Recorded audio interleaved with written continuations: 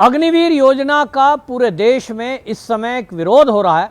और ऐसा लग रहा है जैसे कि मोदी सरकार ने जो सैनिकों के लिए अग्निवीर योजना लॉन्च की है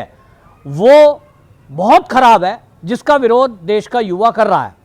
लेकिन अगर आप केवल विरोध को देखकर ये तय कर रहे हैं कि अग्निवीर में कुछ खामियां हैं तो आप गलत होंगे। असल में ये जो विरोध प्रदर्शन हो रहे हैं इसके पीछे जो अभी तक पुलिस ने खुलासा किया है वो ये है कि इसके पीछे योजनाबद्ध तरीके से जो कोचिंग सेंटर चलाने वाले लोग हैं उनका बहुत बड़ा हाथ है और वो ही पूरे इस दंगे को लीड कर रहे हैं। असली मामला ये है कि सरकार ने ये तय किया कि सेना के अंदर शॉर्ट टर्म नौकरी के लिए 4 साल के लिए युवाओं की भर्ती की जाएगी। सेना में जैसे पहले भर्ती होती थी 18 से 21 आयु और योग्यता मिनिमम 10वीं, और इसके बाद छात्रों को वहां जाने के बाद डिग्री डिप्लोमा कोर्स भी कराए जाएंगे, टेक्निकल कोर्स भी कराए जाएंगे। सरकार जब 4 साल पूरे हो जाएंगे 11 लाख रुपए देगी, 11 लाख 12 लाख के करीब खुद का वेतन उसका जुड़ेगा, क्योंकि खाना पीना रहना और वर्दी तक वहां फ्री मिलेगी। टेक्निकल कोर्स, डिप्लोमा डिग्री या ग्रेजुएशन की डिग्री बच्चे के हाथ में होगी और वो जब बाहर आएगा तो ठीक ऐसे ही जैसे अपने घर में रहते हुए वो पढ़ाई कर रहा था, डिप्लोमा डिग्री करने के लिए अगर वो स्कूल में एडमिशन लेता, कहीं कॉलेज में जाता तो 5-7 लाख रुपए देने पड़ते। लेकिन सरकार की योजना है कि वो देश के हर साल लगभग 50,000 बच्चों को सेना में भर्ती करेगी, ट्रेनिंग देगी, जहां एक साथ वो सेना की ट्रेनिंग लेंगे, साथ साथ पढ़ाई भी करेंगे और 4 साल बाद उनको एक अच्छी खासी रकम दी जाएगी जिससे चाहे तो वो आगे का काम कर सकें। और इसी में 25% ऐसे लड़कों को, ऐसे युवाओं को, युवतियों को देखा जाएगा जिनके अंदर ट्रेनिंग लेने के समय में देशभक्ति की भावना ज़्यादा दिखाई देगी और उनमें दिखाई देगा लड़ने का जज्बा, तो उनको आगे किया जाएगा। लेकिन इसका जो विरोध हो रहा है हमने कई सारे न्यूज़ चैनल में देखा होगा, लोग बोल रहे हैं साहब सरकार ने जो है पहले डिस्कशन नहीं किया। कोई कहता है साहब 4 साल पहली जो पेंडिंग पड़ी है भर्ती वो भर्ती नहीं खोली। कुल मिलाकर के जो अभी तक बिहार और उत्तर प्रदेश के कुछ हिस्सों में जो हिंसा हुई उसमें जो पुलिस ने कार्रवाई की है, अभी तक आपको बता दूं उत्तर प्रदेश में अलीगढ़ जिले में जट्टारी एक पुलिस चौकी है, उसको आग लगा दी गई। एक्सप्रेस हाईवे पर, यमुना एक्सप्रेस हाईवे पर बसों में आग लगाई गई सरकारी में, और जो तोड़फोड़ हुई उसको लेकर के आपको बता दूं अभी तक अलीगढ़ में जब पुलिस ने जांच की तो पता लगा कि जो कोचिंग सेंटर चलाते हैं आजकल ये कुकुर मुत्ते की तरह खुल गए हैं कि आपको कहीं क्लर्क की नौकरी चाहिए, आपको आईएएस में जाना है, आपको मेडिकल लाइन में जाना है, चाहे आपको इंजीनियरिंग में जाना है,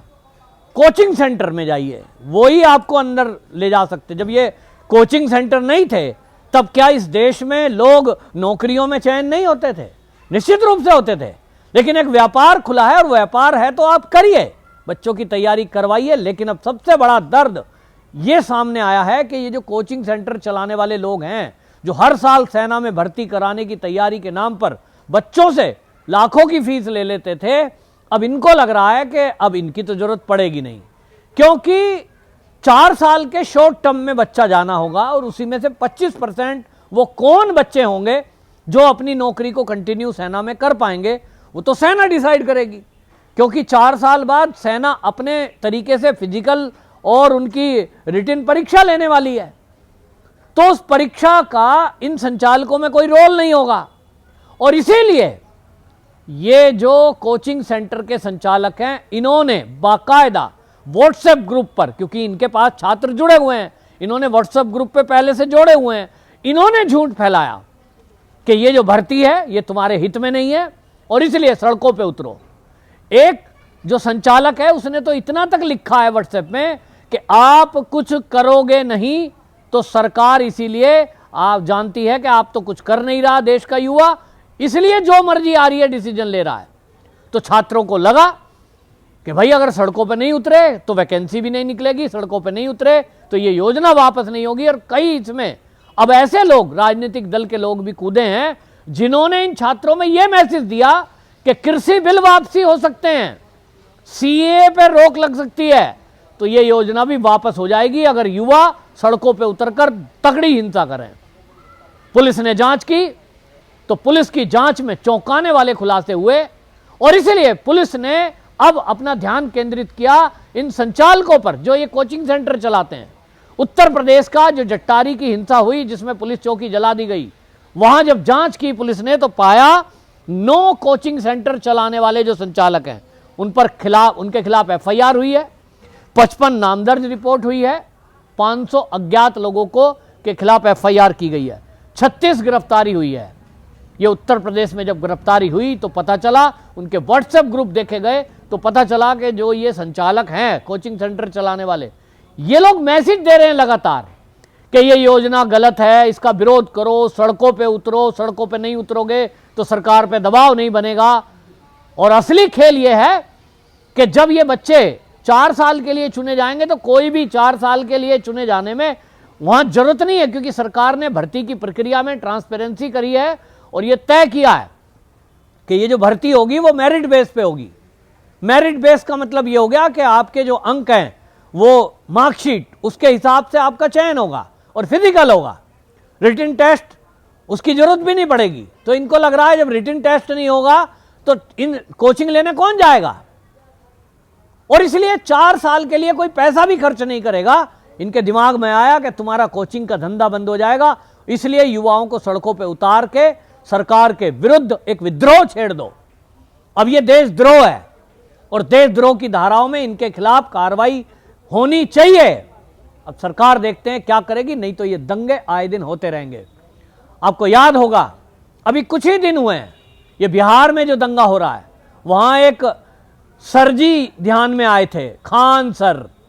वो भी इसी तरह संचालक थे और उस समय आरआरबी एनटीपीसी की भर्ती का मुद्दा सामने आया था, उसमें भी इसी तरह बात हुई थी और पूरे बिहार में हिंसा हुई, ट्रेनें जलाई गई, तोड़फोड़ की गई, लूटपाट की गई। पता चला कि ये जो कोचिंग सेंटर वाले लोग हैं इन्होंने छात्रों को बाकायदा इसके लिए भड़काया। अब की बार भी वही बिहार में जो हिंसा ज्यादातर हो रही है, इसके पीछे कारण यह है कि एक तो आरजेडी लालू की पार्टी और लालू प्रसाद के लड़के वो पूरा गुंडाई पे उतर गए हैं, क्योंकि उनको लगता है कि वहां भाजपा समर्थित सरकार है तो सरकार को बदनाम करने का इससे बढ़िया मौका नहीं मिलेगा, हिंसा करो। और इसलिए वो पूरा पार्टी के लोग मुंह लपेट लपेट कर और वो इस काम में उतरे हुए हैं। खास बात यह है कि इस बार उन्होंने दिमाग लगाया, जो कम्युनिस्ट विचारधारा के हैं वो गमछा भी गेरुआ पहन रहे हैं ताकि ये बता सकें कि ये आरएसएस बीजेपी के लोग हैं, और टीवी में इंटरव्यू दे रहे हैं कि ये हिंसा करने वाले लोग बीजेपी और आरएसएस के हैं। और इस हिंसा के पीछे जब बिहार में आपको बता दूं, पटना के जो जिला अधिकारी हैं डॉक्टर चंद्रशेखर, उन्होंने बताया है 170 एफआईआर हुई हैं और अभी तक 46 गिरफ्तारी हुई हैं। और जो गिरफ्तारी हुई है उसमें पटना में भी फिर से एक बार ये जो कोचिंग सेंटर के संचालक हैं इनका षड्यंत्र सामने आया है। एक नाम है मनीष कश्यप, ये यूट्यूब चलाते हैं और मनीष कश्यप को आपने देखा होगा, ये हमेशा बीजेपी शासित राज्यों में जाकर उनकी कमियां उजागर करने का काम करते हैं। पत्रकार हैं, ठीक है, इनका काम है, लेकिन ये सन ऑफ बिहार बोलते हैं अपने को और एक यूट्यूब चैनल चलाते हैं। बहुत सारे फॉलोवर हैं इनके, करोड़ों में हैं। और इन्होंने एक फेक वीडियो बनाई और इन्होंने ये कहा उस पर आकर कि ये जो मोदी की अग्निवीर योजना है,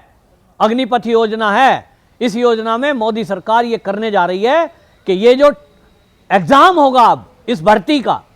अग्निपथ का, इसको प्राइवेट एजेंसी करेगी और प्राइवेट कंपनी करेगी, तो प्राइवेट कंपनी धीरे धीरे इसको निजीकरण कर दिया जाएगा भर्ती को, और इसमें आरएसएस बीजेपी के लोगों को ही भर्ती किया जाएगा, बाकी गरीब लोग नहीं आएंगे। दूसरा इसमें यह फैलाया गया और वो लाइन है उसमें, सरकार ने देखा कि युवा कुछ नहीं कर रहे, ये वर्ड बोला है, सरकार ने देखा कि युवा कुछ नहीं कर रहे। ये मनीष कश्यप की इस लाइन से युवाओं को लगा कि यदि कुछ नहीं करेंगे तो सरकार इस योजना को वापस नहीं लेगी और उनका जो सारा मामला है चौपट हो जाएगा, और इसलिए सड़कों पे उतरकर उन्होंने हिंसा की। तो अब पुलिस जब जांच कर रही है, एफआईआर कर रही है, तो ये चौंकाने वाले खुलासे सामने हो रहे हैं। और इसलिए मैं आपको बता दूं कि योजना को आम तौर पे जो देश का युवा है वो ये कह रहा है कि वाकई में योजना बहुत काम की है, लेकिन जिस तरह से हमने देखा सीए के विरोध में, जिस तरह से हमने देखा कृषि के बिल के विरोध में, इसी तरह इस योजना के विरोध में राजनीतिक दल, विपक्षी पार्टियां एजेंडे के साथ, षड्यंत्र के साथ वो एकजुट होकर फिर से विरोध में उतरी हैं, क्योंकि उनका काम है देश हित में कोई भी योजना मोदी सरकार लाएगी उन्हें उसका विरोध करना है, क्योंकि देश की सेना मजबूत हो जाए तो इससे भारत का लाभ होगा। लेकिन ये जो लोग पीछे से फंडिंग करने वाले हैं आंदोलन चलाने के लिए, जिनका नाम आंदोलनजीवी मोदी जी ने कभी कहा था, इनको चीन फंडिंग करता है और चीन कभी नहीं चाहता कि भारत की सेना में युवा आकर सेना मजबूत बने। और इसलिए इन फिर से एक बार ये जो आंदोलन कर रहे हैं इनको पैसा देने की भी बात सामने आई है। जो बिहार पुलिस ने कुछ लोगों को पकड़ा है बाकायदा, वहां पर आपको बता दूं नेता बोल रहे हैं कि 100-100 रुपए देकर युवाओं को सड़कों पे उतारा गया है कि आप पत्थरबाजी दिन में करोगे, रेलवे में तोड़फाड़ करोगे, आपको पैसे मिलेंगे। तो ये षड्यंत्रों का खुलासा हुआ है, इनको सख्ती से निपटने की जरूरत है ताकि भविष्य में इस तरह का फिर कोई षड्यंत्र ना कर पाए। वंदे मातरम।